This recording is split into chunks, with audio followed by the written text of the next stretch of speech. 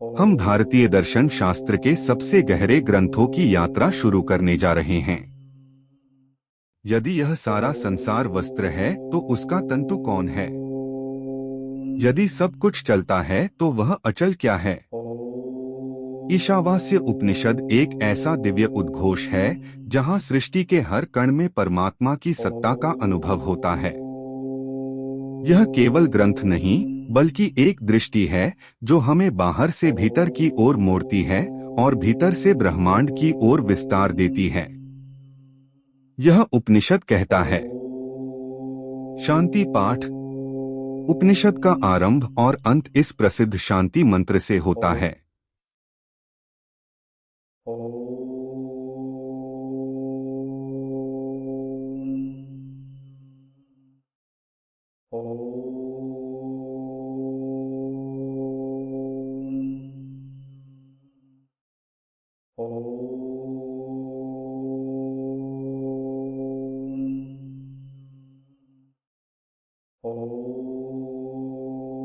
ओम पूर्णमदः पूर्णमिदं पूर्णात् पूर्णमुदच्यते पूर्णस्य पूर्णमादाय पूर्णमेवावशिष्यते।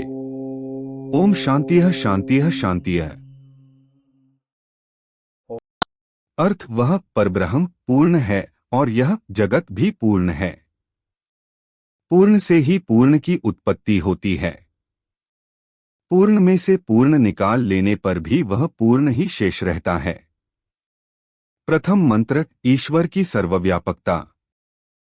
ईशावास्यमिदं सर्वं यत्किंच जगत्यां जगत् तेन त्यक्तेन भुञ्जीथाः मा गृधः कस्यस्विद्धनम्।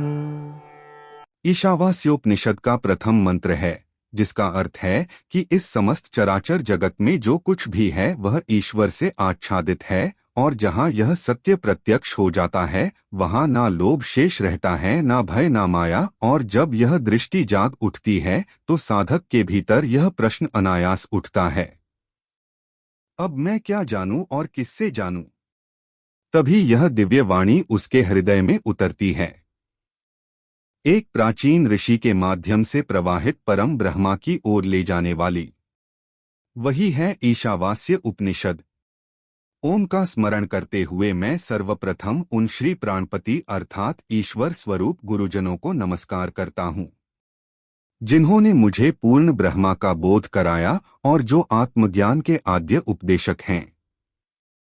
अब मैं श्रीमद् ईशावास्य उपनिषद का अर्थ संग्रह प्रस्तुत करने का संकल्प करता हूँ। इस उपनिषद के ऋषि स्वयंभू मनु हैं, जिनके माध्यम से यह ज्ञान प्रवाहित हुआ। इसमें यज्ञ नाम हरि ही उपास्य देवता हैं जो परम ब्रह्मा स्वरूप हैं। इसके छंद अनुष्टुप तथा अन्य प्रकार के हैं जो श्लोकानुसार भिन्न भिन्न रूप से जानने योग्य हैं। इस उपनिषद का प्रारंभ अनेजत शब्द से होता है जो तत्व निर्देश करता है। यह स्पष्ट है कि तत्व ज्ञान वही पुरुष कर सकता है जो अधिकारी है, अर्थात जिसकी अंतःकरण भूमि शुद्ध स्थिर और तत्व विचार के योग्य है। अन्य कोई इस तत्व का साक्षात्कार नहीं कर सकता। इसी अधिकारी के लिए उपनिषद का उद्देश्य सिद्ध करने हेतु उपनिषद का प्रथम मंत्र एक युक्ति युक्त उपदेश के साथ विषय तृष्णा की निवृत्ति को संबोधित करता है। इसी से उपनिषद का अधिकार आरंभ होता है। यह प्रथम मंत्र है ईशा इति। यह संपूर्ण चराचर जगत जो भी कुछ इस गतिशील सृष्टि में दृश्य है वह सब आत्मा में अर्थात ईश्वर में आवास करता है। यहाँ ईशावास्यम का अर्थ है ईश्वर से व्याप्त होना या ईश्वर का उसमें निवास होना। ईश्वर ही उस परमात्मा का स्वरूप है जो प्रत्येक तत्व में प्रवेश किए हुए हैं। जैसे उपनिषद कहता है कि तदेवानुप्राविशत, उसी ने इस सृष्टि में प्रवेश किया। इस दृष्टि से देखा जाए तो यह समस्त जगत अस्वतंत्र है, केवल ईश्वर ही स्वतंत्र सत्ता है। यह चराचर जगत जो जगत्या है अर्थात परिवर्तनशील प्रकृति के भीतर है, वह भी ईश्वर पर आश्रित है, इसलिए वह भी स्वतंत्र नहीं है। इस बात को जानकर ईश्वर द्वारा प्रदत्त वस्तुओं का उपयोग करो, ना कि लोभ या स्वार्थवश। इसीलिए कहा गया है तेन त्यक्तेन भंजी था, अर्थात ईश्वर से यथा योग्य यदिच्छा से प्राप्त हुई वस्तुओं का त्याग भाव से उपभोग करो। यहाँ त्यक्तेन का अर्थ है ईश्वर द्वारा दत्त वित्त या सामग्री से जो बिना लोभ आकांक्षा या संग्रह की भावना के सहज रूप से प्राप्त हो उसी का उपभोग उचित है। इसलिए कहा गया है भुंजिता, अर्थात भोग करो किंतु विवेक और समत्व के साथ मागध लोभ मत करो। कसत धनम, किसी अन्य के धन की आकांक्षा मत करो, चाहे वह राजा हो या कोई और, क्योंकि ईश्वर के अतिरिक्त किसी को भी किसी वस्तु का वास्तविक स्वामित्व नहीं है। जब सभी वस्तुएं ईश्वर के अधीन है और वही देने में समर्थ है तो अन्य किसी से पाने की आकांक्षा करना अनुचित है। इस प्रकार इस मंत्र का भाव है कि विषयों की तृष्णा को त्याग कर ईश्वर प्रदत्त वस्तुओं का विवेक पूर्वक उपभोग करो और किसी भी पराई वस्तु की लालसा न रखो। यही आत्मज्ञान की दिशा में पहला और अनिवार्य चरण है। द्वितीय मंत्र। कुर्वन्नेवेह कर्माणि जिजीविषेच्छतं समाः एवं त्वयि नान्यथेतोऽस्ति न कर्म लिप्यते नरे। यह मंत्र कर्म योग के दर्शन यानी बिना आसक्ति के काम करने की कला का उपदेश देकर इस दुविधा का सुंदर समाधान प्रस्तुत करता है।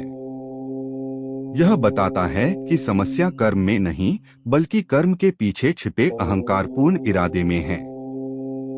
जो व्यक्ति व्यक्तिगत सुख के लिए कर्म करता है वह कर्मों के बंधन में बंध जाता है, जबकि जो व्यक्ति ईश्वर के लिए कर्म करता है वह उन्हीं बाहरी कर्तव्यों का पालन करते हुए भी मुक्त हो जाता है। इस संसार में शास्त्र विहित कर्म करते हुए ही मनुष्य को चाहिए कि वह 100 वर्षों तक जीवित रहने की इच्छा इसी प्रकार कर्म करते हुए रखें। अर्थात यदि वह 100 वर्ष तक इस संसारमय जीवन की कामना करता है तो उसे चाहिए कि वह निरंतर कर्म करता रहे। किंतु कैसे कर्म? ऐसे कर्म जो भगवत पूजा रूप हो, असंकल्पित फल की भावना से रहित हो और स्वयं के स्वभाव के अनुरूप हो। इन कर्मों को वह जीवन पर्यंत नित्य भाव से करता रहे। यही उपनिषद की शिक्षा है। यहाँ शतम समा का तात्पर्य 100 वर्षों से है और द्वितीय विभक्ति का प्रयोग समय के संयोग में हुआ है। इस मानुष जन्म में जब तक जीवन की इच्छा है तब तक कर्मों का त्याग नहीं किया जा सकता। लेकिन उपनिषद स्पष्ट करता है कि इन कर्मों को ईश्वर अर्पण की भावना से किया जाए, फल की आशा से नहीं। प्रश्न उठता है कि क्यों? इसका उत्तर है क्योंकि जब मनुष्य इस प्रकार स्वधर्म के अनुसार फलत्याग पूर्वक भगवत पूजा रूप कर्म करता है तो उस पर पाप का कोई लेप नहीं होता, अर्थात वह कर्म उसे नहीं बांधते। यहाँ तक कि अल्प अधिकारी जो अभी ज्ञान के अधिकारी नहीं बने हैं वे भी यदि ईश्वर को समर्पित भाव से ऐसे कर्म करते हैं तो प्राक्तन या भविष्य के पाप उन्हें नहीं बांधते। फलत वे धीरे धीरे ज्ञान के अधिकारी बनते हैं। इसलिए कहा गया है कि कर्म न करने से पाप नहीं लगता। ऐसा मानना मिथ्या है। यदि मनुष्य ईश्वर की पूजा और धर्म उक्त कर्म नहीं करता तो पाप उसे बांधते ही हैं और वह आत्मज्ञान का अधिकारी भी नहीं बन पाता। इसी कारण उपनिषद का स्पष्ट निर्देश है कि मनुष्य को अपने जीवन भर ईश्वर और धर्म उक्त कर्मों में संलग्न रहना चाहिए।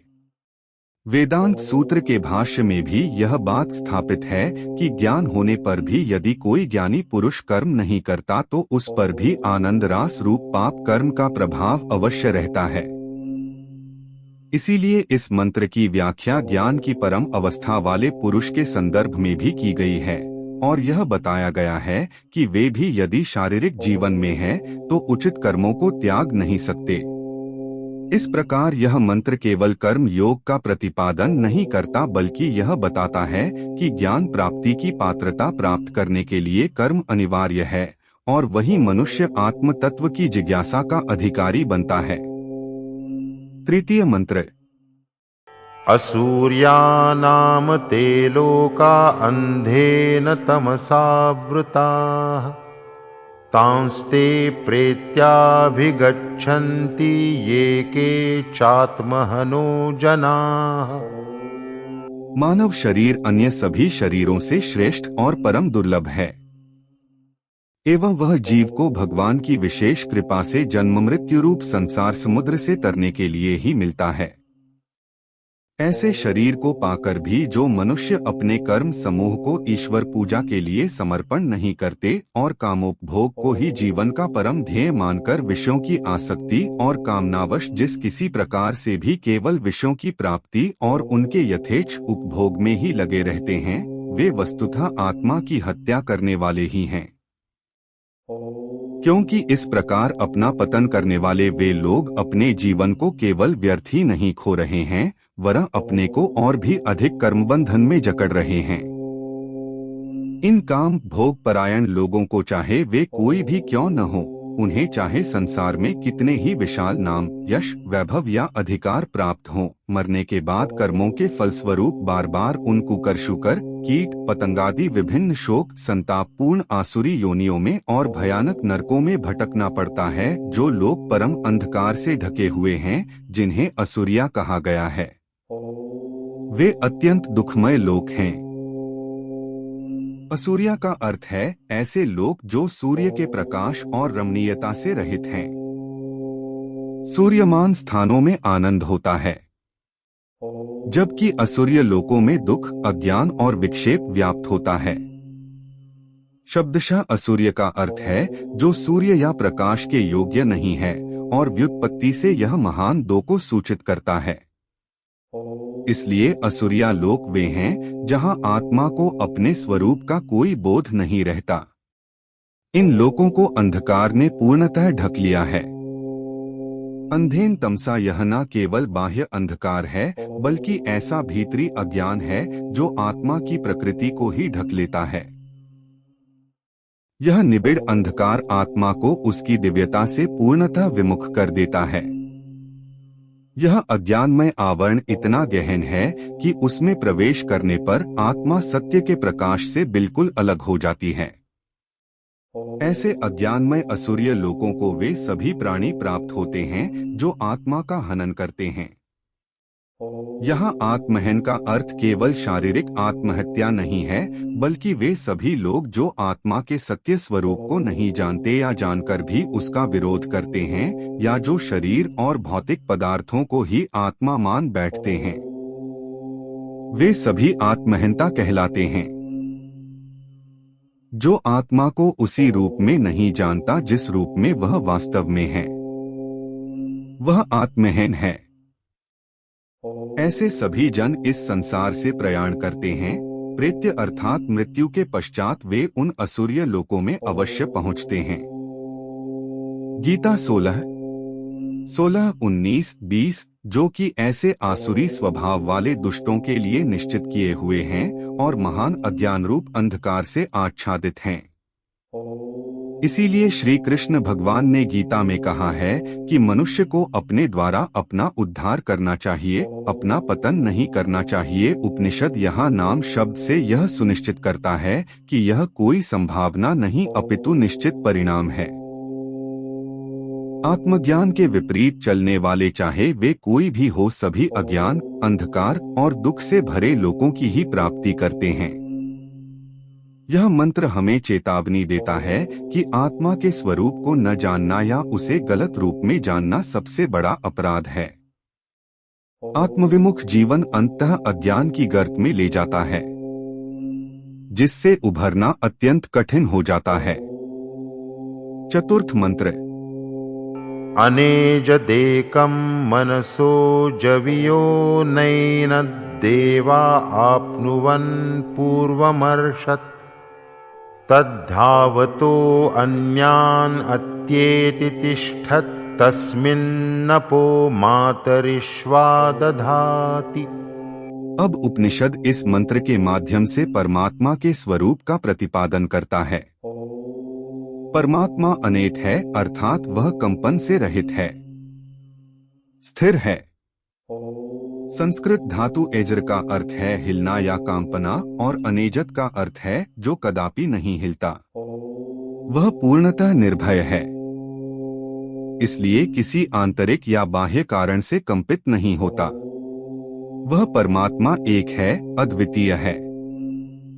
केवल वही प्रधान सत्ता है। वह मन से भी अधिक तीव्र गति वाला है। मन जिसे सबसे तेज समझा जाता है उससे भी अधिक वेगवान है। फिर भी वह स्वयं स्थिर रहता है। ऐसा परमात्मा देवताओं की इंद्रियां भी पूर्णतः प्राप्त नहीं कर सकती। वे उसे संपूर्ण रूप से नहीं जान सकी। इसका कारण यह है कि वह ब्रह्मा अनादिकाल से है, स्वभावतः सदा विद्यमान है। इंद्रियाएं और बुद्धि जो देवताओं का प्रतीक हैं, समय के अनुसार ज्ञान करती हैं, जबकि परमात्मा समयातीत है। यह ब्रह्मा स्थिर रहकर भी दौड़ते हुए प्राणियों से आगे निकल जाता है। वह उन सबको पार कर जाता है जो गति से चलते हैं। इसका कारण है उसकी अचिंत्य शक्ति और सर्वव्यापकता।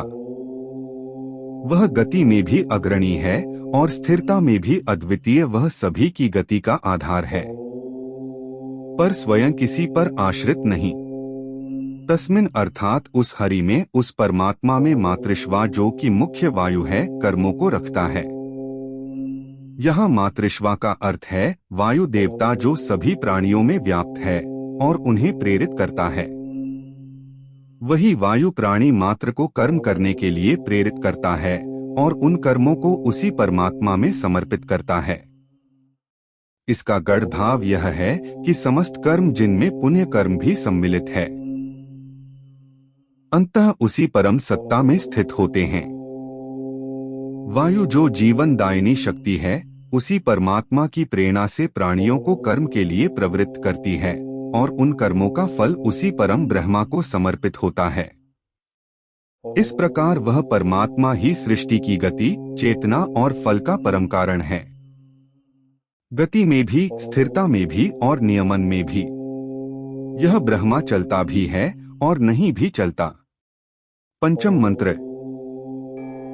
तदेजति तन्नैजति तद्दूरे तद्वन्तिके तदन्तरस्य सर्वस्य तदु सर्वस्यास्य बाह्यतः। यह मंत्र परमात्मा की उस रहस्यमय स्थिति का संकेत देता है जो स्थिर भी है और गतिशील भी। यहाँ तद शब्द जगत के संदर्भ में प्रयुक्त है। यह बताता है कि जो कुछ भी इस सृष्टि में है वह उसी ब्रह्मा से उत्पन्न हुआ है। वही ब्रह्मा कभी गतिशील प्रतीत होता है।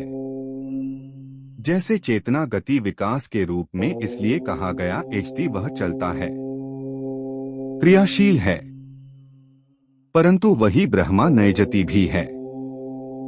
वह नहीं चलता। उसका यह स्थिर स्वरूप इसलिए है क्योंकि वह पूर्णतः स्वतंत्र है। किसी बाह्य कारण या प्रेरणा से वह संचालित नहीं होता। इसलिए वह अचल भी है और गति से परे भी। वह ब्रह्मा दूर भी प्रतीत होता है।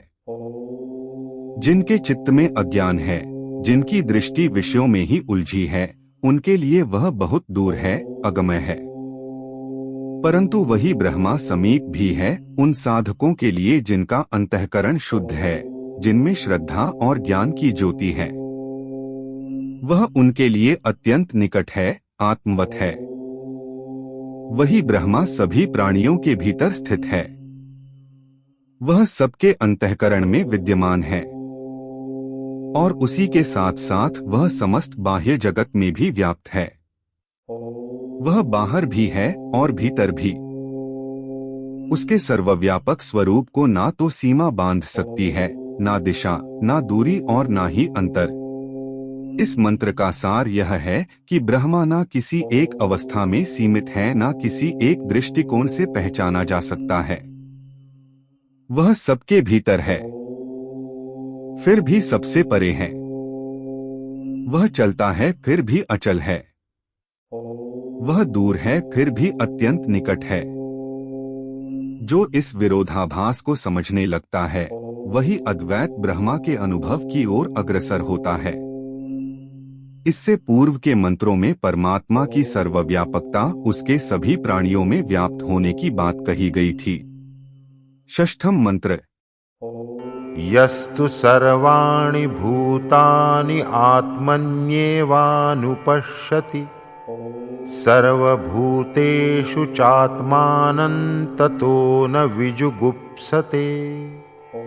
अब इस षष्ठ मंत्र में उस ब्रह्मा ज्ञान का प्रत्यक्ष फल बताया जा रहा है। जो सभी भूतों या सत्ताओं को परम आत्मा में ही देखता है और सभी भूतों या सत्ताओं में परम आत्मा को, वह फिर सर्वत्र एक ही आत्मा के प्रत्यक्ष दर्शन के पश्चात किसी से कतराता नहीं, घृणा नहीं करता। जो पुरुष समस्त भूतों को अर्थात समस्त चर और अचर प्राणियों को अपने ही आत्मा में स्थित देखता है और फिर उसी आत्मा को समस्त भूतों में देखता है, वही सच्चा तत्वदर्शी है। यहाँ सर्वाणि भूतानि शब्द का अर्थ है संपूर्ण जगत जिसमें चेतन और जड़ दोनों तत्व सम्मिलित हैं। वह सब कुछ परमात्मा के अधीन है और उसी में स्थित है। जो व्यक्ति इस सत्य को बिना संदेह अनुभव करता है वह आत्मदर्शी कहलाता है। अनुपश्यति शब्द यह संकेत करता है कि वह केवल दर्शन नहीं करता अपितु निरंतरता से इस सत्य का अनुभवी है। सर्वभूतेषु आत्मानम, इसका अर्थ यह है कि जो हर प्राणी में परमात्मा को नियंत्रक रूप में स्थित देखता है वही वास्तविक दृष्टा है। वह जानता है कि हर जीव के भीतर वही परमात्मा नियंता रूप में विद्यमान है, वही उसका मूलाधार है। जब ऐसा आत्मज्ञानी यह बोध प्राप्त कर लेता है कि सब कुछ उसी परमात्मा में स्थित है और वही आत्मा सभी में व्याप्त है, तब उसमें किसी प्रकार की घृणा, भय या द्वेष की भावना नहीं रहती। इसलिए कहा गया है न विजुगुप्सते, अर्थात वह किसी से दूर भागने की इच्छा नहीं करता, किसी से अपने को बचाने या छुपाने की आकांक्षा नहीं करता। इसका कारण यह है कि वह जान चुका होता है कि सभी भूत आत्मस्वरूप ही हैं। इसलिए आत्मरक्षा की प्रवृत्ति जो सामान्य अज्ञान से उत्पन्न होती है उसमें नहीं रहती। जब सब कुछ आत्मरूप हो जाए तो विरोध, भय, घृणा या अंतर की भावना स्वतः समाप्त हो जाती है। सप्तम मंत्र। यस्मिन् सर्वाणि भूतानि आत्मैवाभूद्विजानतः तत्र को मोहः कः शोक एकत्वमनुपश्यतः। इस प्रकार यह मंत्र अद्वैत वेदांत का अत्यंत गहन सिद्धांत प्रतिपादित करता है। पूर्ण ज्ञान विज्ञान से संपन्न होने के कारण जिस मनुष्य के अंदर यह परमोच्च चेतना जाग गई है कि स्वयंभू आत्मसत्ता ही, परम आत्मा ही स्वयं सभी भूत, सभी सत्ताएं या संभूतियां बना है, उस मनुष्य में फिर मोह कैसे होगा, शोक कहाँ से होगा, जो सर्वत्र आत्मा की एकता ही देखता है। जहाँ सब कुछ आत्मा में है और आत्मा सब में है। इस अनुभूति से ही आत्मज्ञान का वास्तविक उदय होता है। जिस ज्ञानी पुरुष के लिए समस्त प्राणी उसी एक आत्मा के रूप में परिणत हो गए हो, उस आत्मज्ञानी के लिए फिर ना कोई मोह रह जाता है, ना कोई शोक। यहाँ उपनिषद उस स्थिति का वर्णन कर रहा है जहाँ आत्मा की एकता का साक्षात्कार होता है। यस्मिन शब्द उस आत्मा की ओर संकेत करता है जिसमें समस्त प्राणी स्थित है, जिसका अनुभव यह है कि सभी जीव उसी परमात्मा में प्रतिष्ठित हैं और वह आत्मा ही उन सबका मूल स्वरूप है। वही सभी रूपों में अनादिकाल से विद्यमान है। यहाँ आभूत का तात्पर्य है जो आत्मा सभी में सदा से है, आरंभ और अंत से रहित। ऐसा ज्ञानी पुरुष जो सबके भीतर उसी परमात्मा को विशेष रूप से जानता है, अर्थात केवल बौद्धिक रूप से नहीं अपितु प्रत्यक्ष अनुभूति से, वह जब इस एकत्व को स्पष्ट रूप से देखता है तो उसके भीतर कोई विभाजन नहीं रहता। विजानता शब्द ज्ञान की प्रगल्भता को सूचित करता है। केवल जानने से अधिक संपूर्ण आत्मसात कर लेने की दशा को। ऐसे ज्ञानी के लिए फिर को मोह अर्थात मोह की कोई संभावना नहीं रह जाती। कशोक उसे फिर किसी प्रकार का शोक भी नहीं होता। कारण यह है कि जहाँ एकत्व का पूर्ण अनुभव है, वहाँ ना तो किसी को अपना मानने का आग्रह रहता है, ना किसी को पराया मानने की भावना। जब दूसरा ही नहीं तो ना उसके खोने का शोक रहेगा, ना उसके मिलने की लालसा। यही आत्मज्ञान का चरम प्रभाव है। इस प्रकार यह मंत्र वेदांत के अद्वैत सिद्धांत की पुष्टि करता है कि जब आत्मा को समस्त प्राणियों में और समस्त प्राणियों को उसी आत्मा में देखा जाता है, तब जीवन के समस्त दुखों, आशाओं और भ्रमों का अंत हो जाता है। यही मोक्ष की दिशा में सर्वोच्च अंतर्दृष्टि है। जो आत्मा सब ओर से व्याप्त है, वही परम ब्रह्मा है। उस ब्रह्मा को प्राप्त हुआ ज्ञानी शोक और मोह से पूर्णतः मुक्त हो जाता है। अष्टम मंत्र। सपर्यगाच्छुक्रमकायमव्रणम् अस्नाविरं शुद्धमपापविद्धम् कविर्मनीषी परिभूः स्वयंभूः याथा तथ्यतो अर्थान् व्यदधात् शाश्वतीभ्यः समाभ्यः। यही उपनिषद इस अष्टम मंत्र में विस्तार से कहता है। वह पुरुष ही सर्वत्र व्याप्त है, वह तत् जो ज्योतिर्मय शरीर रहित अपूर्णता के चिन्ह या दाग से शून्य, स्नायु एवं नसनाड़ी से रहित और शुद्ध है एवं पाप से बिधा नहीं है। सर्वदर्शी मनीषवान वह एकमेव जो सर्वत्र सब कुछ हो जाता या बन जाता है, उस स्वयं सत पुरुष ने ही सनातन वर्षों से अनादिकाल से सभी पदार्थों को उनके स्वभाव के अनुरूप पूर्णतया ठीक ठीक यथातथ रूप में व्यवस्थित कर रखा है।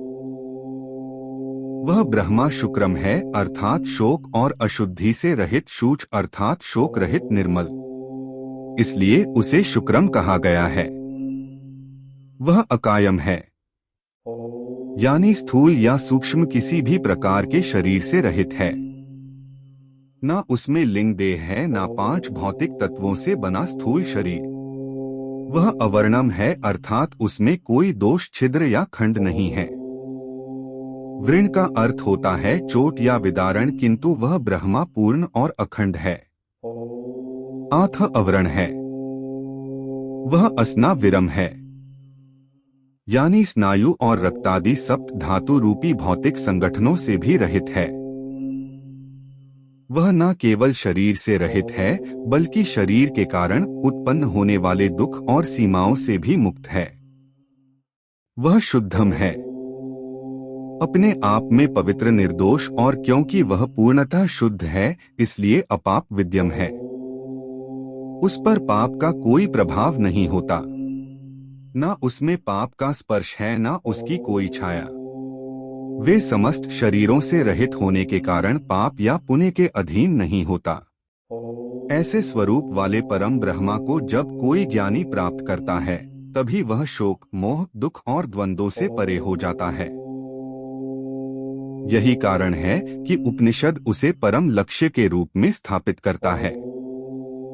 अब कोई शंका कर सकता है, यदि वह ब्रह्मा अशरीरी है तो फिर वह सृष्टि की रचना कैसे कर सकता है? क्योंकि हम संसार में देखते हैं कि सृष्टि का सृजन शरीरधारी ही करता है। इस शंका का समाधान उपनिषद स्वयं देता है। वह ब्रह्मा कवीय है, अर्थात सर्वज्ञ, वह मनीषी है जिसका मन सभी मनों को नियंत्रित करता है, जो सबका कारण है।